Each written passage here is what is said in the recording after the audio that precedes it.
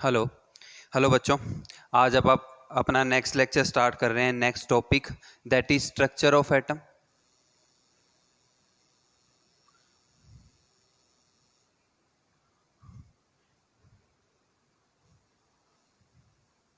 Unit 2 है अपनी structure of atom या atomic structure.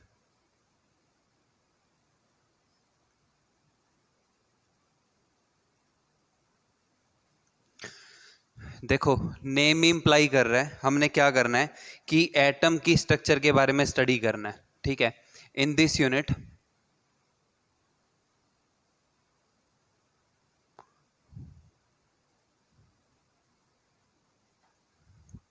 we will study about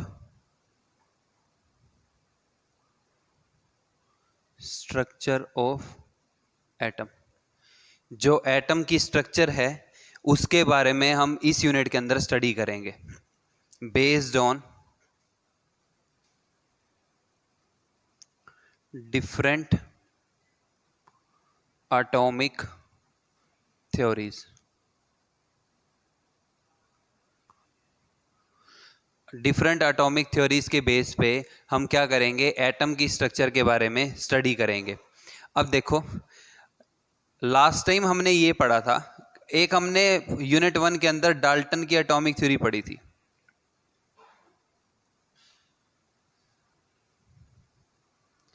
और डाल्टन की एटॉमिक थ्योरी के अंदर हमने एक पॉइंट पढ़ा था कि एटम इज इनडिविजिबल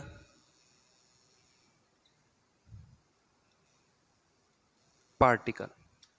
भाई एटम जो है वो इनडिविजिबल पार्टिकल है। ठीक है, और फिर देखो ये जो अजम्पशन है ये थी रॉन्ग, ये रॉन्ग अजम्पशन है। वो कह रहा था कि एटम ना तो टूट सकता है and atom is the smallest particle. भाई एटम ना तो टूट सकता है और ये स्मॉलेस्ट पार्टिकल है, बट ये जो अजम्पशन है ये गलत है, क्योंकि further studies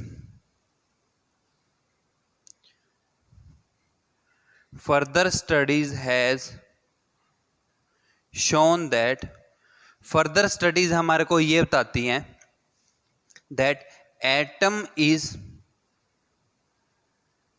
made up of electron, proton, neutron etcetera. Further studies ने हमारे को यह बताया है कि एटम जो है वो स्मॉल पार्टिकल से मिलके बना हुआ है, और वो स्मॉल पार्टिकल कौन से हैं? इलेक्ट्रॉन, प्रोटॉन, न्यूट्रॉन, और भी बहुत सारे होते हैं, पॉजिट्रॉन, न्यूट्रिनो, मीजोन एक्सेट्रा। ठीक है, बहुत सारे पार्टिकल होते हैं। ठीक है, अबाउट 36 फंडामेंटल पार्टिकल्स हैं।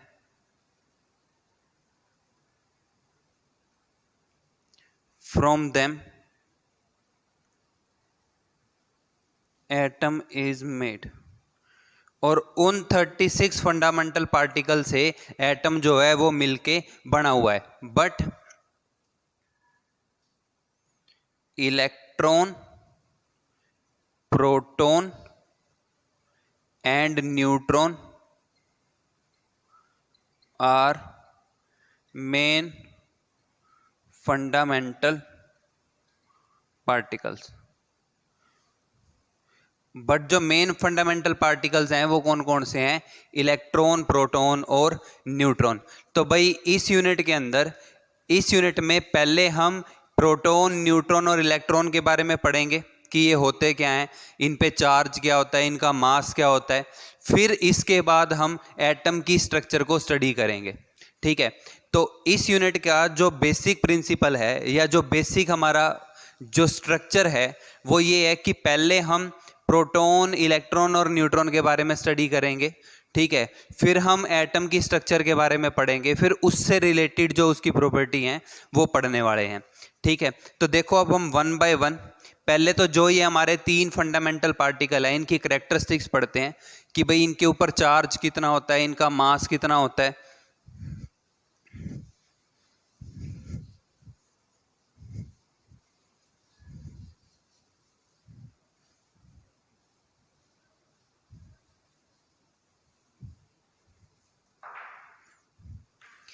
देखो अब इसमें पॉइंट है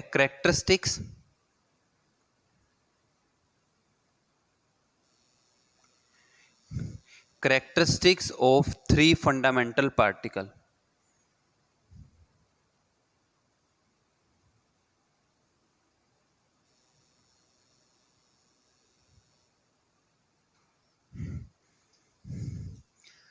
इसकी टेबल है,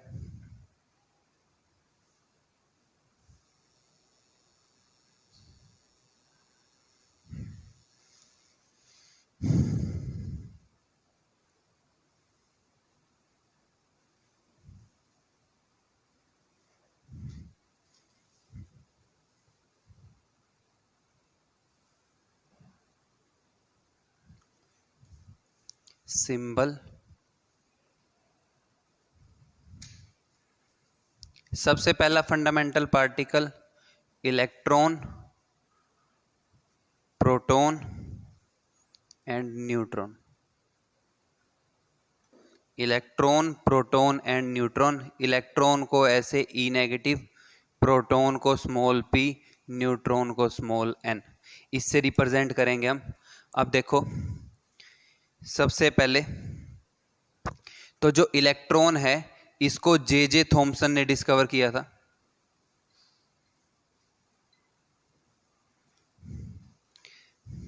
ये आप सारा 9th में पढ़ चुके हो एक चैप्टर में कि इलेक्ट्रॉन को किसने डिस्कवर किया था, जे थॉमसन ने।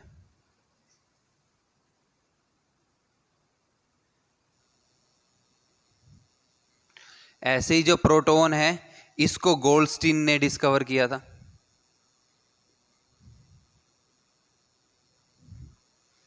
और न्यूट्रॉन जो है इसको जे चैडविक ने डिस्कवर किया था।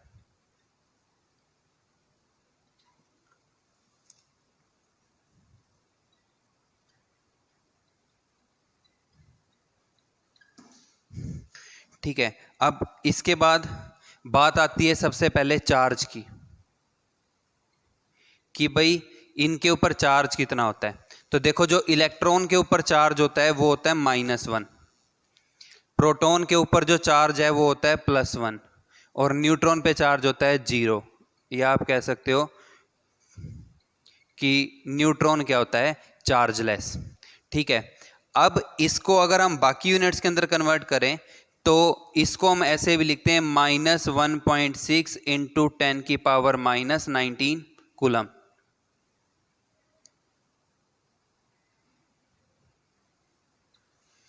या एक और यूनिट होती है ESU, वो आएगा -4.8 इंटू 10⁻⁻10 ESU। जो ESU है ये भी चार्ज की एक यूनिट होती है। ठीक है, अब देखो इलेक्ट्रॉन पे चार्ज -1 है, प्रोटॉन पे कितना है +1, तो अब चार्ज जो है साइन में कन्वर्ट चेंज हो रहा है बस। तो प्रोटॉन के ऊपर चार्ज कितना होगा, 1.6 इंटू 10⁻⁻19 कूलम, या 4.8 इंटू 10⁻⁻10 ESU। और न्यूट्रॉन जो है वो चार्जलेस है तो उसके ऊपर आप चार्ज कितना लिख रहे होंगे, 0। ठीक है, अब देखो इसके बाद नेक्स्ट है कि इनका मास कितना होगा। अगर हम भाई अब मास वाइज स्टडी करें इसको, तो ये तो बात आ गई चार्ज की।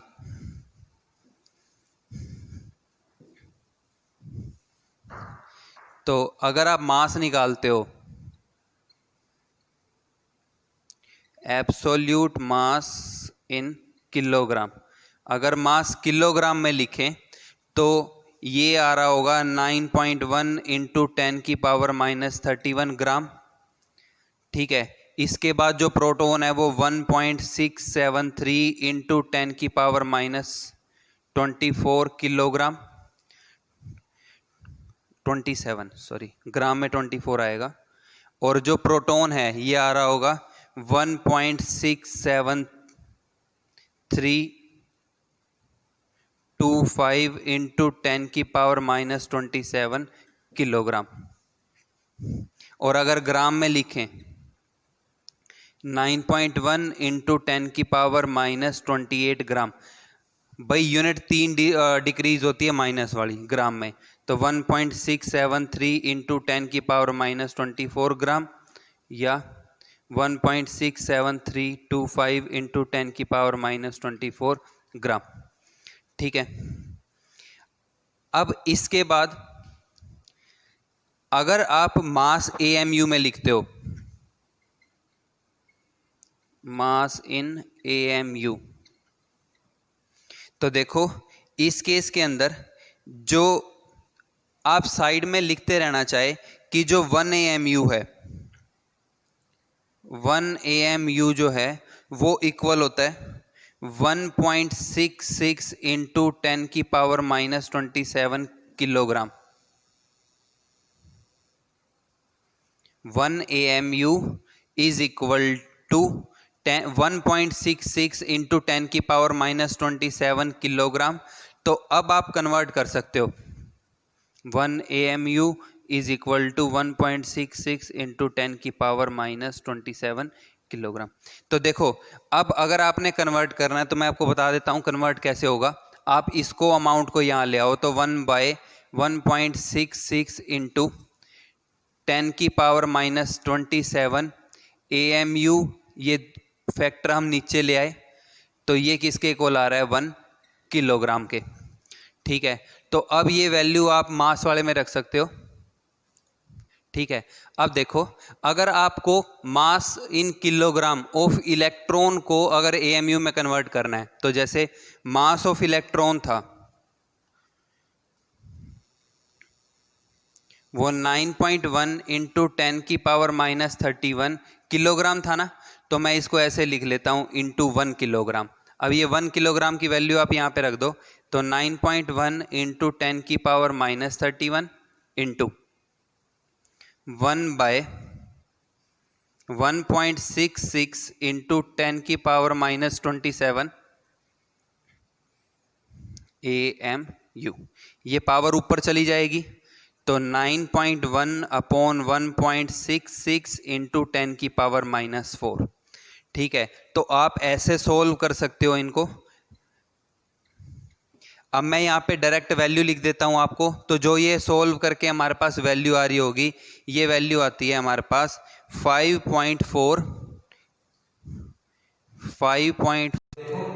जब आप इसको सोल्व करते हो तो ये जो वैल्यू है ये 5.48 इंटू 10 की पावर -4 आ रही है, -4 AMU।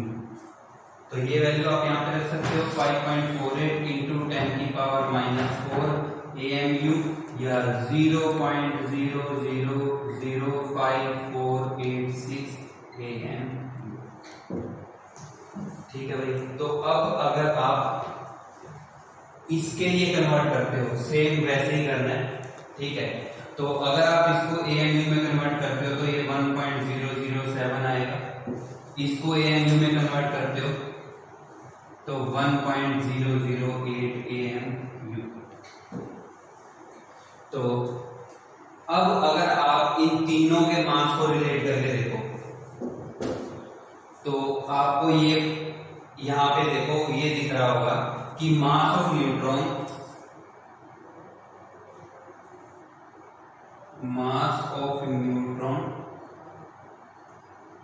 Is slightly heavy than that of proton। कि न्यूट्रॉन का जो मास है वो प्रोटॉन से भी ज्यादा होता है, इलेक्ट्रॉन का मास तो बहुत कम है। तो इलेक्ट्रॉन, प्रोटॉन और न्यूट्रॉन की अगर बात हो रही है तो इन तीनों में से जो सबसे ज्यादा मास आएगा वो किसका आएगा, न्यूट्रॉन का। ठीक है, तो भाई ये मास में रिलेशन है, ये आपने ध्यान रखना है। इसके बाद देखो फिर हम पढ़ते हैं कि अगर आप प्रोटॉन और इलेक्ट्रॉन के मास को रिलेट करके देखते हो तो क्या रेशियो बनता है। ठीक है,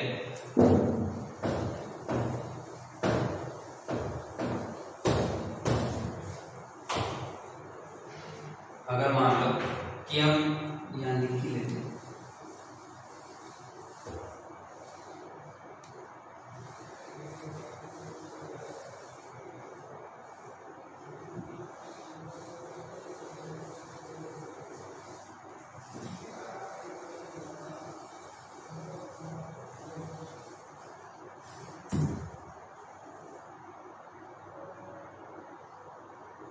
मास रिलेशन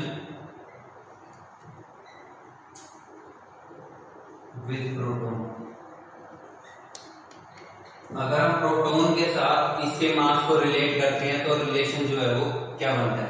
अब देखो, जो मास ऑफ इलेक्ट्रॉन है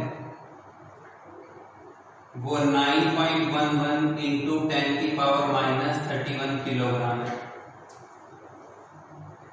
जो मास ऑफ प्रोटॉन है वो 1.673 इंटू 10 की पावर माइनस 27 किलोग्राम है।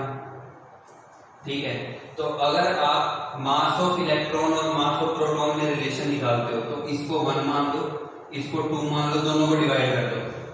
ठीक है, तो अब जब आप दोनों को डिवाइड कर लो, ये ऐसे करो 2/1 कर दो, तो जब आप 2/1 कर रहे हो तो क्या आ रहा है आपके पास, mass of proton upon mass of electron is equal to 1.673 into 10 की power minus 27 divided by 9.11 into 10 की पावर माइनस 31 किलोग्राम का पीछे, तो किलोग्राम से किलोग्राम कैंसिल हो जाएंगे, ये पावर ऊपर जाके प्लस हो जाएगी, तो 1.673 इंटू 10 की पावर, ये माइनस का 31 है, ऊपर जाके प्लस, तो प्लस का 4 बचेगा अपॉन 9.11। तो जब आप इसको सोल्व करते हो तो ये आपके पास आ रहा होगा 1837 अप्रोक्सीमेटली। सोल्व करके देख लेना, इसके आसपास ही वैल्यू आ रही होगी। ठीक है, तो आप ये कह सकते हो कि जो मास ऑफ प्रोटॉन है वो 1837 टाइम होता है किसके, मास ऑफ इलेक्ट्रॉन। ठीक है, तो अब अगर हम रिलेशन निकालें तो मास ऑफ इलेक्ट्रॉन कितना आएगा, अगर इसको आप 1 बाय ले आओ तो क्या आ जाएगा 1/1837 टाइम्स। तो मास ऑफ इलेक्ट्रॉन और प्रोटॉन में रिलेशन निकालें तो कितना आ रहा होगा कि 1/1837 टाइम्स आ रहा होगा किसके, मास ऑफ प्रोटॉन के। इसके बाद मास ऑफ प्रोटॉन है ये 1 होगा। अब देखो कि जो न्यूट्रॉन का मास है, न्यूट्रॉन का मास कितना था, अगर हमने सोल्व वैल्यू लिख रहे थे जब, तो 1.3725 इंटू 10 की पावर माइनस 27 किलोग्राम, और इलेक्ट्रॉन प्रोटॉन का मास भी ऑलमोस्ट इतना ही था। तो जब इसको आप डिवाइड करोगे 1.373 इंटू 10 की पावर माइनस 27 से, तो ये ऑलमोस्ट वैल्यू कितनी आ रही होगी। तो मास ऑफ प्रोटॉन और मास ऑफ न्यूट्रॉन जो है इनमें रिलेशन निकालने तो ये ऑलमोस्ट 1 है। मास ऑफ इलेक्ट्रॉन के साथ जो रिलेशन आ रहा होगा वो ये होगा। तो एक जो पॉइंट बनता है भाई इसके अंदर वो ये हो सकता है। अब देखो इसके बाद एक ना इसमें पॉइंट आता है चार्ज टू मास रेशो का।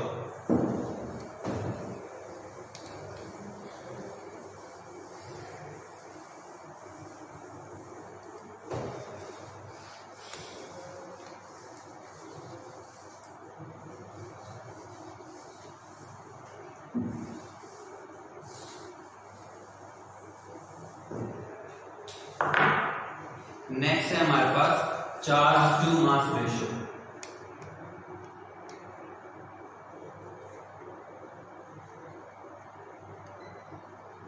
इसको ऐसे लिखते हैं E/m। ठीक है, अगर ये मैं फिक्स कर रहा हूं चार्ज टू मास रेशियो, अब E जो है ये है चार्ज ऑन पार्टिकल, पार्टिकल के ऊपर जो चार्ज है। ठीक है, m जो है ये मास ऑफ पार्टिकल है।